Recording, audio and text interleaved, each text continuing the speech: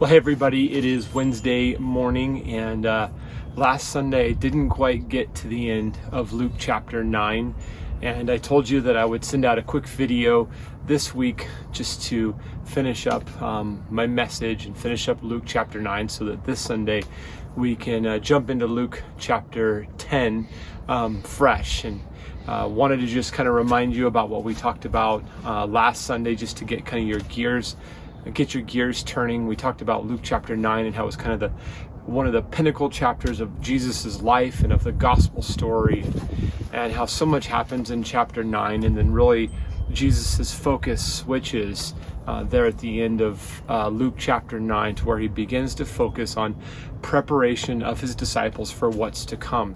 Jesus is going to go to the cross. He's going to be resurrected. He's going to spend a little bit of time on earth before he ascends into heaven. But after that, the disciples are the ones who are going to carry on his mission for the rest of time. And so it's from those 12 men that the church is birthed. And so what Jesus does in Luke chapter 9 is he just spends time preparing them for what's going to come next. And there was three main words that I gave you on Sunday, talking about the ways that Jesus was preparing and discipling the disciples in Luke chapter 9. And actually a good friend of mine came up to me on Sunday after church and said, you didn't even realize it, but the three words, your three main points, actually spelt an acronym, HUG. And so the three things that Jesus taught us from Luke chapter 9 on Sunday were humility, unity, and grace. HUG. So those are the three things that Jesus challenged us with on Sunday. And let me just read the last paragraph of Luke chapter 9. This is verses 57 through 62. These are the last few verses that I didn't quite get to on Sunday. As they were going along the road, someone said to him, "I will follow you wherever you go."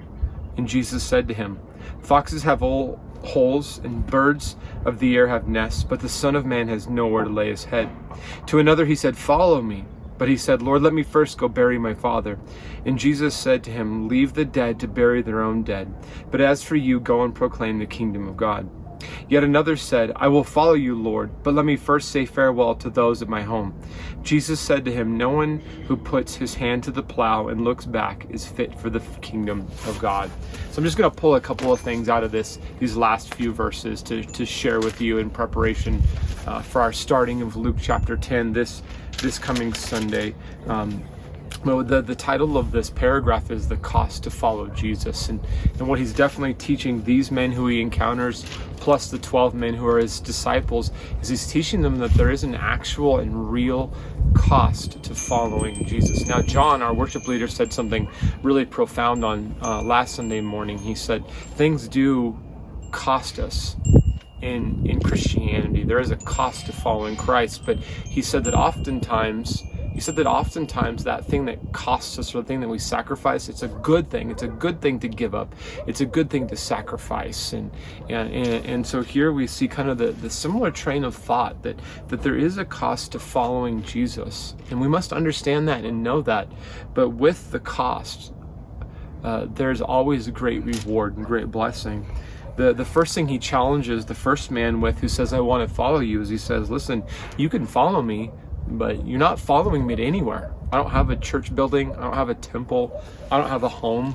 Like, I'm homeless." That's what Jesus says. And that's maybe an interesting thing for us to understand, is that Jesus did live a nomadic, homeless life. He didn't have a home base or a home church or a home temple. And so the word that kind of comes out of this for me is the word at the end of verse 58 that says nowhere. You know, there are going to be times in our lives where we lack, where maybe we don't feel we have enough, or we don't feel like we have the comforts of the world that we think we should have, or that we desire to have. And Jesus is warning his disciples, like, hey, this is going to cost you something. It may even cost you comfort. It may even cost you sleep. It may even cost you home. To the second man who wanted to follow him, he says, "Let me go home first and bury my father." Now, it's unlikely at this point that this man's father had died. He was just most likely older in age, maybe on his deathbed. but he was still living. And he says, well, Jesus, I want to come follow you, but I need to take care of my father first, which seems like a noble cause, and it is a noble cause. But what Jesus is telling him is, hey, we've only got a certain amount of time. This thing is urgent. If you want to come follow me, you've got to come now. And the word that I pick out of this from verse 60 is the word leave. Sometimes when we follow Jesus, the cost is leaving something. We may have to leave something behind. We may have to sacrifice something. Maybe even particularly like in this man's case, who wanted to go home and spend the rest of his life with his father before his father died. Maybe it means that we have to leave some sort of relationship behind, or maybe there's even a person in our family that is a distraction or that is a hardship to us. Maybe there's some element of that has to be left behind. But there's always a cost associated with following Jesus, and it might be lost comfort, it might be lost friendships, it could be lost relationships. And then the third man who wants to follow Jesus, he says, hey, Jesus, can I please first go home and just say bye to everyone in my hometown? And this is where Jesus, and it's kind of a famous passage, he says, hey, no one who puts their hand to the plow puts their hand to work, is what Jesus is saying. He says, no one who does that then looks back over his shoulder. And I think this is a misunderstood passage in Christianity, because oftentimes we say you can't second guess anything.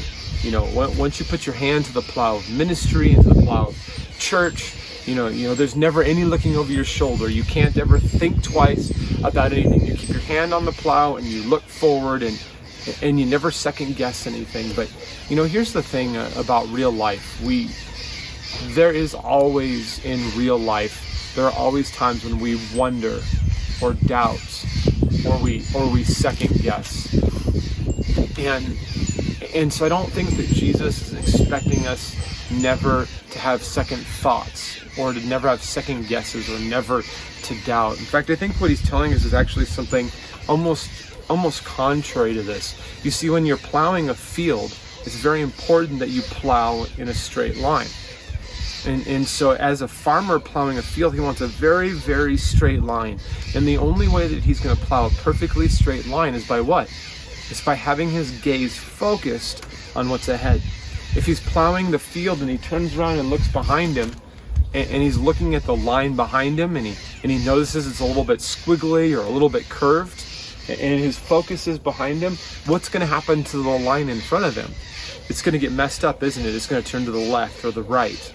You see, what Jesus is actually telling this man in this passage, and what he's sharing with us, is this: we need to keep our eyes focused on the present and the future.